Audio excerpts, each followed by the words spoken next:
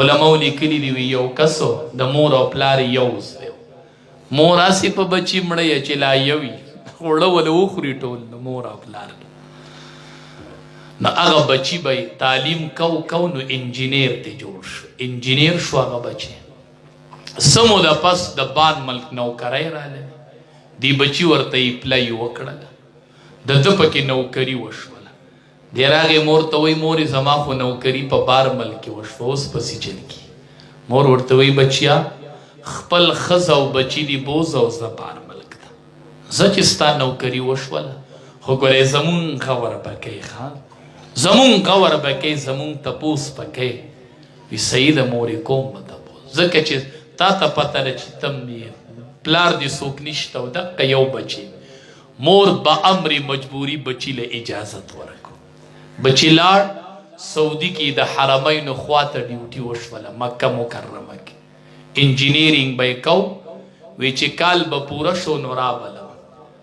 حج به مې وکړو بس کال به مې مزدوري کول او حج به مې کو وی 12 حجونه مې وکړل 12 کاله دا عبادتونه ګورې ټول نښتي دي نښتي چې د مور رضا پسې وروستو نه وي وی هره پیره چې به مې حج کو ړه ته به مې دا اواز غونته راته چې حج دې نه دی قبول شوی بس فکر کې به ومه ړه ته به مې دا یو اواز راته چې حج دې نه دی قبول شوی داسې حرم شریف په غولي کې ناست وم یو کس را باندې تیر شو ما ته یې ولې جاړې ما 12 مې حجونه وکړل د بیت الله طواف کومه او ړه ته مې دا اواز راځي چې حج دې نه دی قبول شوی دا ضمیر راته وایي وی ما ته وی چې د کم ملک ما چې د پلانکي وی چې کله راغلی ما چې 12 کاله مې وشي وی چې ملک دې څوک شته ما وی چې او مور او پلار مې شته ما ته وی چې 12 کاله کې د مور او پلار تپوس کړی دی ما وی چې نه ما ته وی چې زما یو رایه د ټیکټ والا او لاړ شه د مور او پلار تپوسو که شاید چې الله دې دا حجونه قبول دا بوډا پلار چې کور ناست دی او د ده نفقه پتا لازم ده ته د ده تپوس نه کوې مه کوه حجونه او عمرې دا بوډۍ مور چې کور ناسته ده او نفقه یې پتا واجب ده مه کوه حجونه او عمرې مه کوه هسې ځان مه ستړی کوه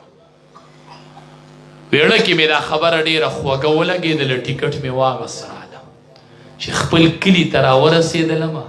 نو کلي کې مې د پلار د نوم تپوس وکړو د خپل پلار نوم مې واغست چیګری کلی کې داسې کس هغه شته وی خلقو راته وی چې هغه وفات شوی دی مې الله اکبر د پلار نه خو مې لاس اینځلي دي که ته کروڑ روپۍ راوړې که نه خو چې راشي او پلار دی نه ته په دې پیسو بیا څه کوې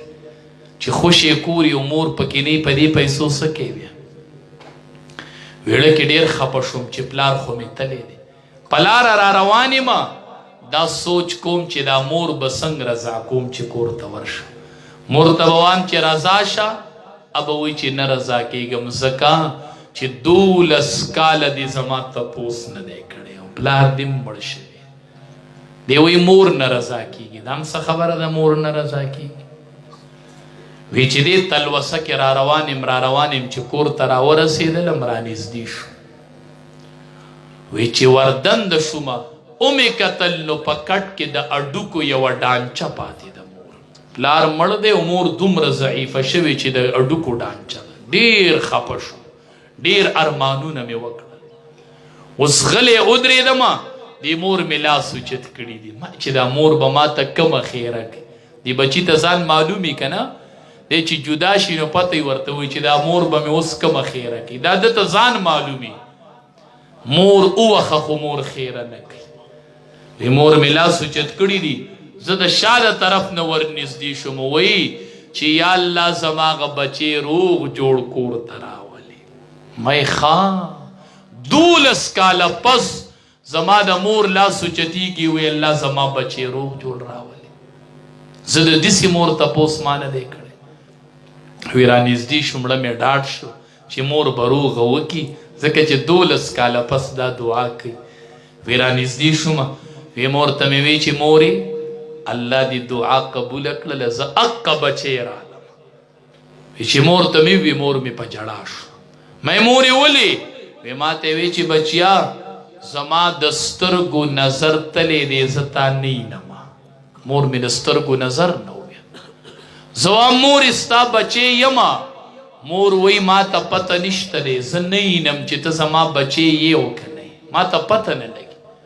زه وایم مور یم او مور وی زه تا نه وینم، څنګه به فیصله کوو چې زه ستا بچی یم؟ وی ما ته مې مور وی چې ما ته ته لږ راټیټ شه ما ته به پته ولګي. وی چې ور ټیټ شومه او مور مې ښکل کړمه، وی په چغو یې وجړل، وی چې الحمدلله ته زما بچی. ما مورې څنګه پته ولګېدله؟ وی چې بچیا ستا د سرمنې نه به یو بوی تو 12 کاله پس په ما باندې د خپل بچی د سرمنې بوی ولګېده. د هغې مور خلاف ته ته ولاړې چې هغې د ستا د سرمنې بوی یاد دی چې د د سرمنې نه دا بوی ځي. ته د هغې مور خلاف ته ولاړې، د هغې مور خلاف کوي چې ستا د سرمنې بوی چې دی هغه هغې مور ته یاد دی او ته د هغې مور خلاف کوي. یو مور مې مړه شوله، دفن مې کړل او بیا لاړم چې حرمینو کې مې حج وکړو 14 یو اواز مې د زړه ته وشو چې دا حج دیم الله قبول کو، هغه 12 حجونه دیم الله قبول کړل. عزتمندو د مور او پلار دا مونږ چې څه دیني کارونه کوو په دې کې د مور او پلار د رضا ضرورت دی. ګرې که دا رضا نه وي نو عبادت به قبول نشي. زه کو هر څومره لرې ځم، که هر پله ځم، که هیڅ چاته نه وام خو مور ته وام، که هیڅ چاته نه وام خو مور ته وام. صرف ټلیفون وکم مورې نن به په دې طرف ځم، بس صرف چې تا ته پته ډېر مراحل به داسې راغلي چې هیڅ چاته به مې نه ویلي خو مور ته به مې ویلي چې مورې په دغې طرف لاړم. دا مې نصیحت دی، دا مې وصیت دی، دا مې سوال دی چې بچو د مور او پلار د اجازت نه بغیر هیڅ کار تم لاس نه ورچوئ. قمقله مور دی ولې نه بوډا پلار دی ولې نه، خو چې تا له ستا دپاره ډېر څه دی لږه رضا تې نه الی، لږه رضا تې نه الی. به هر صورت رب العالمین دې د عمل کولو توفیق راکړي.